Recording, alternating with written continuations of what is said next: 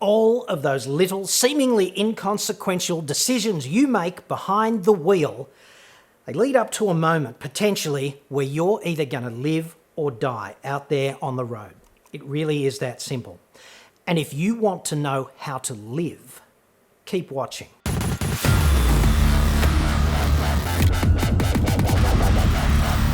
I'm John Cadogan from AutoExpert.com.au, the place where Australian new car buyers save thousands off their next new cars. Hit me up on the website for that.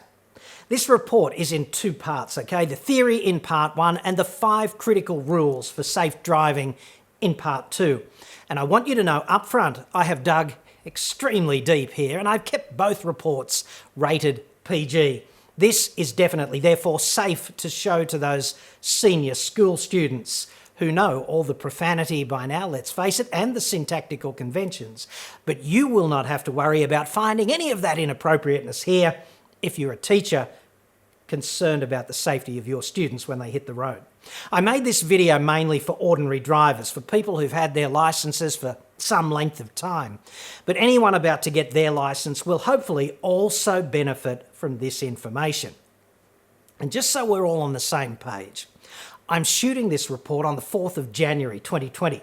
Thousands of people will therefore be hitting the road to return from holidays over the next few days and in the weeks ahead.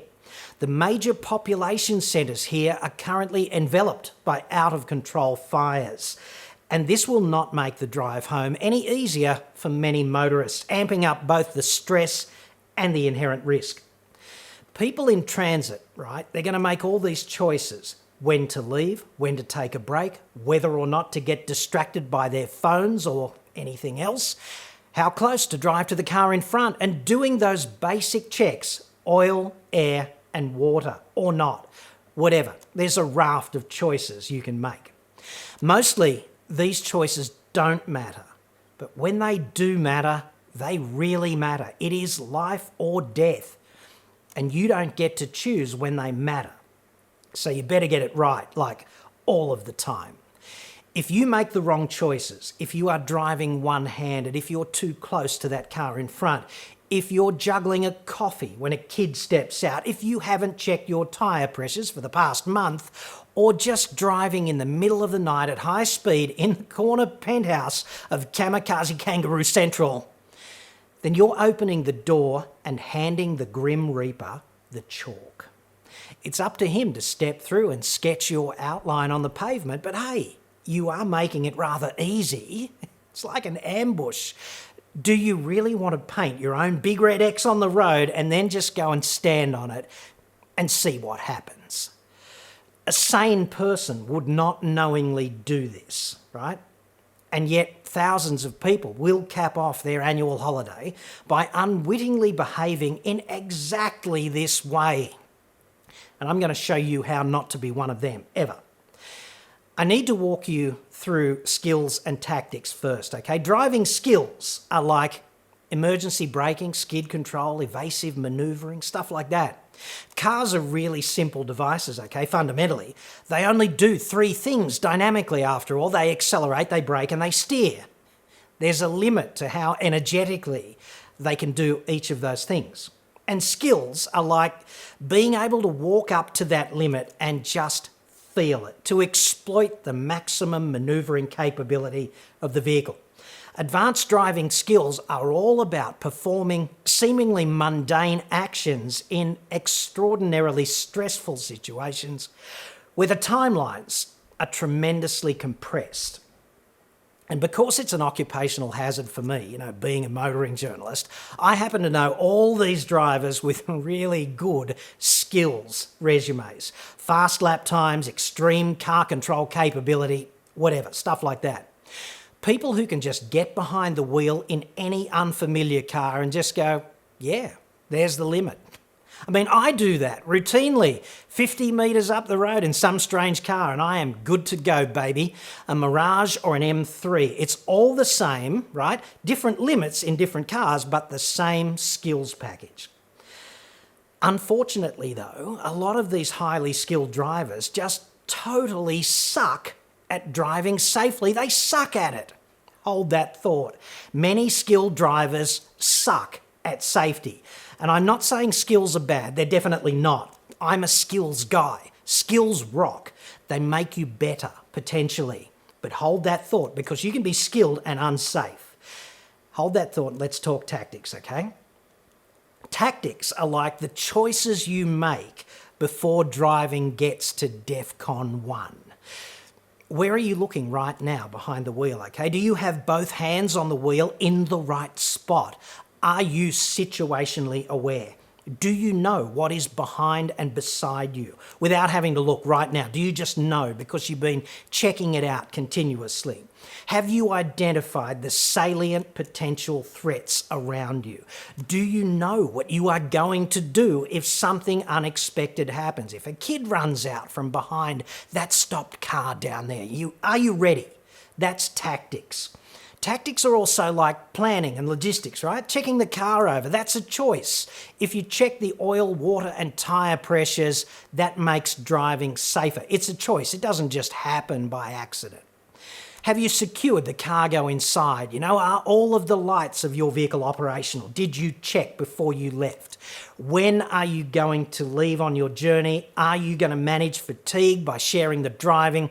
What options do you have if you run late for some reason? What are you going to do? Do you have the rudimentary gear to cope with a basic breakdown? Like, oh, I thought you had the torch. That happens all the time, right? And it's always bad. It's the middle of summer in Australia right now, so are you carrying more than enough drinking water?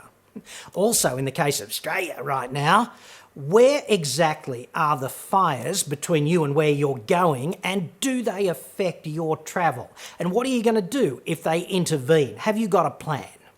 To me, driving is just like kind of going into a gunfight, metaphorically at least, skills and tactics. And there's much more similarity than you might think at first glance.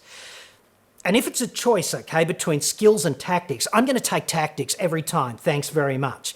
And I'm a skills advocate. But if it's one or the other, kindly remove all of my high-level driving skills and just give me tactics. Because tactics, the choices you make beforehand and on the road, these things are what really moves the needle in terms of survival dynamics out there on the road.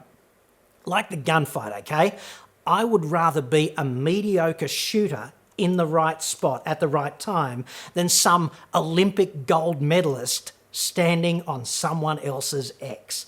Driving is exactly the same thing, okay? A mediocre driver making the right choices. I would rather be that than a driving ninja who has made all the wrong decisions. On the road, getting the tactics right means if you make the right choices, you get home safely, uneventfully, and your passengers will not even know just how hard you worked to make that happen, right? No swerves, no sliding, no drama. Kind of exactly how I imagine Yoda would drive me home, right? Shockingly enough, you've got to realise that driving safely is going to be hard work. It's cognitively demanding. It requires diligence and effort. I mean, any scumbag idiot can drive a car from A to B, right? But driving safely is actually difficult. In a good way, it's something you can aspire to be better at every time you sit behind the wheel. The regulators, therefore, government departments and ministers and car makers, right? They should be ashamed of themselves, in my view, for overlooking this pesky little detail about safety and difficulty. The government wants you to think that safe driving is easy, right? With 5 quick bullet points that anyone can do. That's all it takes, apparently. Don't drink, don't speed, don't use your phone, don't forget to wear a seatbelt, and don't drive when you're half asleep. That's it, allegedly. Speed, fatigue, alcohol, seatbelts, and phones. That's the quantum of official safe driving advice from Australian governments at a policy level, disgracefully enough. It's advice for morons, frankly, because these things are obvious. Like, does anyone really not know that it's a great idea to wear a seatbelt? Anyone? And yet, How many seatbelt ads have you seen over the holiday break on TV? There are two kinds of people who look at those seatbelt commercials, okay? Type number one, the vast majority of us, the people who are already habitually, religiously wearing their seatbelts. Those ads do not help this class of viewer. These people are already complying, right? And type two, the scumbag muppet who does not wear a seatbelt and is not about to change because they're a scumbag. There's no type three out there in the audience, okay? Nobody looks at those ads and goes, oh my God, seatbelts, I had no idea. Thanks very much, will do. Nobody.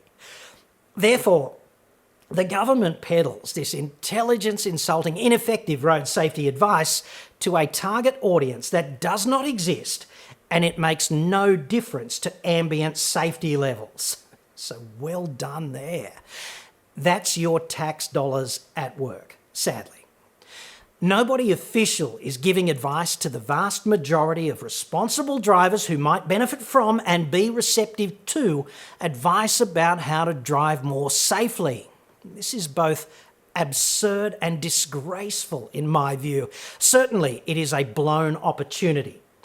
Car makers are lousy at this too because they want you to think that their cars are just intrinsically safe as well as effortless to drive, which is an outright lie times two. It is in fact very easy to drive a safe car very dangerously. Anyone can do that and lots of people do. So this is all down to you and your skills and your choices, skills and tactics. The problem with developing advanced driving skills is they're perishable and they're ineffective without an appropriate tactical foundation. You need to go to a private track and develop these skills, okay? And it's not a one-off exercise like being inoculated against polio or something. Significant training is required. And you need to keep going back and training regularly to keep those high-level driving skills current once you've developed them. So it's kind of time-consuming and expensive, which is fine if you work in an executive protection detail or something, or you race cars recreationally, but it's just not so hot and not so practical if you're a normal family dude who just wants to get home from holiday safely. And there is a dark side to skills, right? Make no mistake about that. High-level driving skills give you the opportunity to drive right up to the limit anytime you want, which is kind of fun on a racetrack. But it's socially irresponsible on a public road because if you are driving like that, you have reduced your margins of safety to zero. There's no fat if anything goes wrong if you're driving in that situation. For evidence of this, right, just look at how often police cars crash in pursuits. It happens all the time. In New South Wales, the cops stopped reporting the pursuit crash statistics in the annual report because the optics were just so bad. They crash all the time. And those police officers have been trained, right? Highway patrol officers all have moderately high-level driving skills. I'm not saying skills are bad, they're definitely not, but they carry with them the twin burdens of maintenance and extreme self-restraint. The maintenance burden alone of high-level driving skills is beyond most ordinary drivers to achieve. In part 2 of this report, I'm going to give you my 5 critical rules for safe driving, which anyone can employ today, right now. Plus, I'll give you some insight into just how easy it can be to block the vast majority of driving disasters and get home safely every time.